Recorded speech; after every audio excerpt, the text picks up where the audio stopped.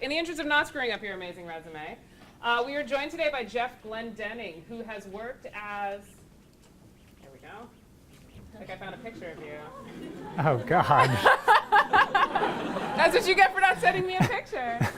Jeff Glendenning has worked as a creative director and designer in publishing, branding, and interactive design. The first portion of his career focused on editorial design, where he art directed and designed covers and special issues at the New York Times Magazine. From there, Jeff worked in branding and interactive design at the advertising agency Mother New York, Condé Nast, and Teachers College, Columbia University, among others. His clients and projects have included Target, Volkswagen, and IBM's Smarter Planet.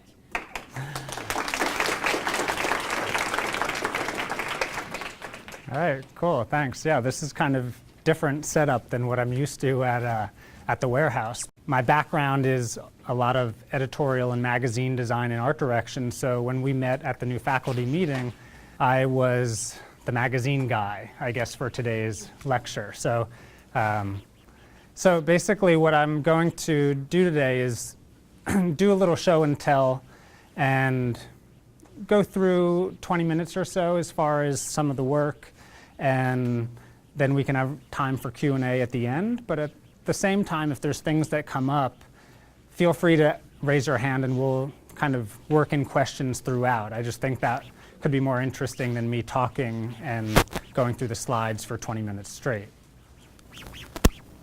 So real simply, I'll address three things today. We'll just talk about basically how I got into magazine design, the specifics of what that means for me, and then a few takeaways after working in the industry for 10 years. And as Charisse mentioned, yeah, I studied undergrad at comm design and VPA, and then I ended up going to New York right from there. And what's kind of interesting, I think, for me from this program of comm design is that it's really strong in branding and package design and identity design. But for me, I was always really more interested in magazines specifically. You know, even going back to that first image, which was a little abstract, but it was that classic newsstand in New York City where it's floor-to-ceiling magazines. Like, that's where I would end up going in my free time more than a grocery store to get excited about design. So that was, you know, how I ended up here. And these are a couple of the publishing companies that I worked for out of school. And for the purpose of the presentation, I'll kind of speed things along and jump right into the New York Times, but I'll come back to it at the end that it wasn't overnight that I went to New York City and then got what was my dream job at the Times instantly. It took a little doing. But a few years out of school, 9/11 happened as a New Yorker and living and working there. And how many of you guys have even seen this like magazine image specifically? Whereas if some of you aren't familiar with it, you're familiar that there's like the yearly tribute that they do at Ground Zero and all the years after. So as the city was, you know, kind of moving on from 9/11, actually this was a week or so after the events. And I wasn't working there at the time, but it's just kind of a moment, you know, in my career, aside from the larger impact on the world, that I really took notice of this magazine specifically. That some of those other images, and I love all kinds of magazines, the GQs and the Wireds and things like that, I found I was different from all the other magazines in that there was a real intelligence and thoughtfulness in the image making and art direction. And, you know, for the Times, that meant this. You know, these were even other covers and ways that they would create imagery and kind of talk about editorial and journalism that I didn't see elsewhere. So the specifics of what that means, you know, I started the talk by calling it visual journalism, which is, I think, to appeal to the general audience that you guys have in this class, where I know this is kind of a intro class and you can go into lots of different majors and things to focus on. But even in the world of being an art director in a magazine, that's a word that gets thrown around that sounds kind of fancy in some ways, but to me it's kind of come to be just telling stories visually. And you know, for me as a visual person, I thought this was a great example that growing up and looking at magazines, and not even at a certain point reading them, although I've come to enjoy reading as well, I would just really enjoy reading images. And so this is, I think, kind of an interesting example of a bunch of slides from a presentation I gave about basically the first part of this presentation, kind of leaving New York and leaving Syracuse and going to New York, and how I started my career. But it's different from, and we've had these at the warehouse too, the classic PowerPoint lectures where there's 12 bullet points on a slide. And so I'm just kind of naturally telling stories with visuals instead of words. And so while I respect and appreciate a great editor and writer, and that's the other part of what I've done in magazines and editorial designs, that, you know, they are experts on this, and then basically it's that combination of words and visualizing them that's the focus of what I do. And so this is just kind of a great shot of process behind the scenes at the New York Times Magazine that I think is reflective of that. And so these are just like the other 3 slides I showed earlier that are a nice mix of photography and typography and different ways to visually communicate something that weren't mine. These are some of the covers and art-directed pieces that I have worked on. And I'll get into specifics kind of from here. Any thoughts or questions so far? No? Okay. So that words and images slide, that's really the assets of what I do. To make it real simple, and I think hopefully the end result, the imagery that I create, is still interesting and surprising.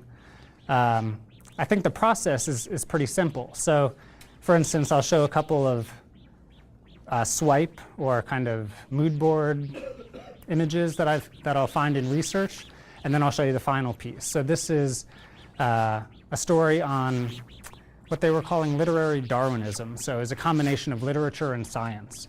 So if I had to create an image for this, for the opener, what they call the opener in a feature story within the magazine, or it could be the cover, but basically trying to figure out what that image is, I started with the science. So these just happen to be a couple found images regarding genetics. And then for me, again, coming from the art side of things, I've always loved books as an object, as an art object even. And so I was even thinking using that as a visual would be kind of a nice way to bring the reader in. If I could combine the book as object and the science graphics, and then that ends up being the design illustration. And another similar, what I think could be simple process, but it's another example of a story where this was a feature on the NBA, the Professional Basketball League, and the story had to do with whether or not the athletes are too athletic for their own good in terms of the team game. And so I needed to illustrate that in a way that really spoke to the energy and athleticism of the players. And I was trying not to do it in a cliched, maybe graphic novel way. So these are some swipe regarding the motion that would communicate motion. Yeah, so this was then trying to bring that illustration idea to life. And so basically I would find an appropriate illustrator, this happened to be a street artist that does this kind of stretched thing on the left, and I wanted my sketch on the right to become a basketball player. And then that was the final illustration. So then on the other side, there's the words. And so I'm not the one that's writing the words like you saw in the manuscript earlier, but words definitely come into play in terms of the image making. So, and like the slide said, it's possible that I could use words as images. So this was this special issue that as an entire issue, we were needing to come up with a design that that really reflected the theme, and the theme was politics. So the swipe for this issue would be a lot of these political banners and placards.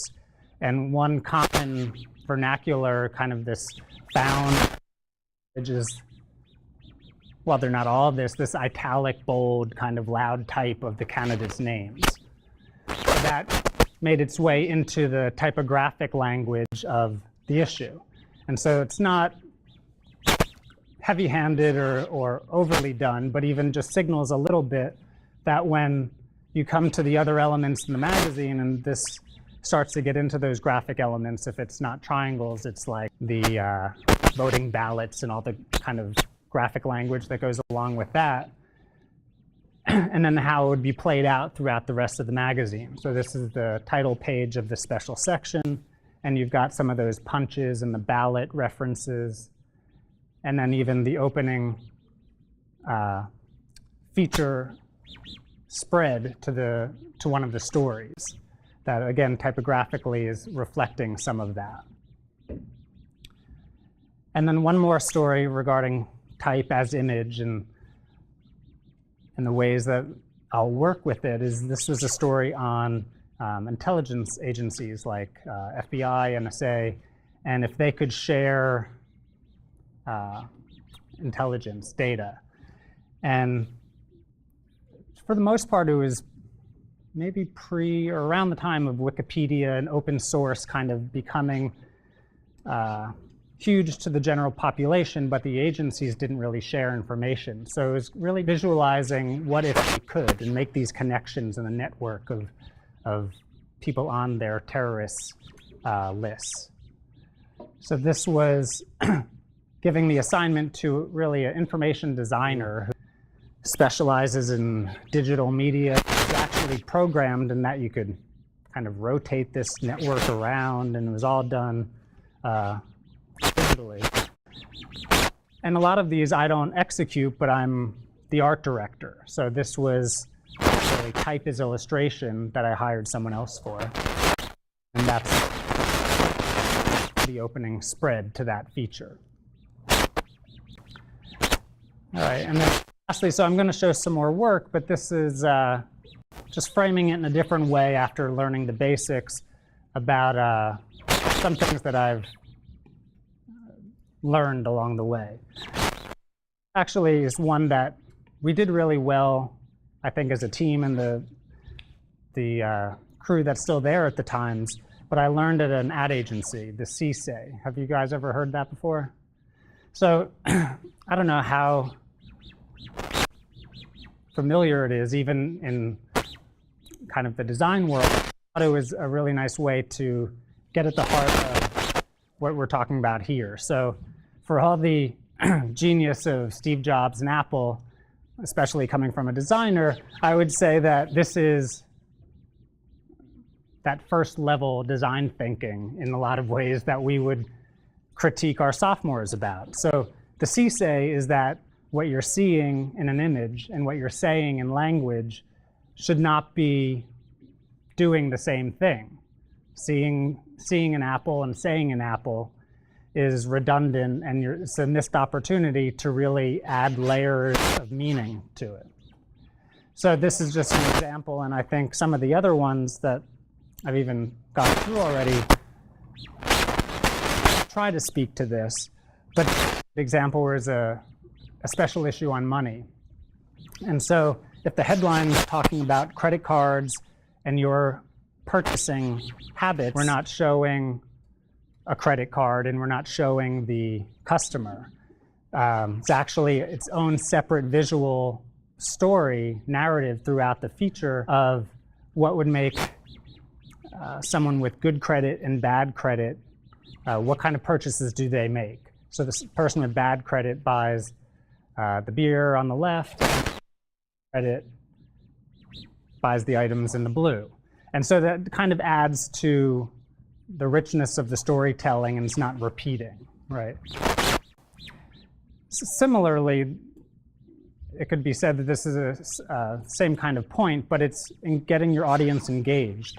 So instead of showing a photograph of Tiger Woods that everyone knows what he looks like, why not, and maybe I could have presented that a little differently so that I could ask you without reading the small type, but that would be kind of the fun of getting this in the newspaper and trying to figure out, with just the subtle clues of the silhouette and the little bit of shading, if you knew who that was. And then you can come to, so it's, again, that interaction with the audience, getting them to do a little work. This was a story by, about the New York Yankees organization. So it was more of a business story and the legacy of the owner, George Steinbrenner, than it was about a specific player or their playoff chances that year. So the main players of the story were actually the sons of George Steinbrenner.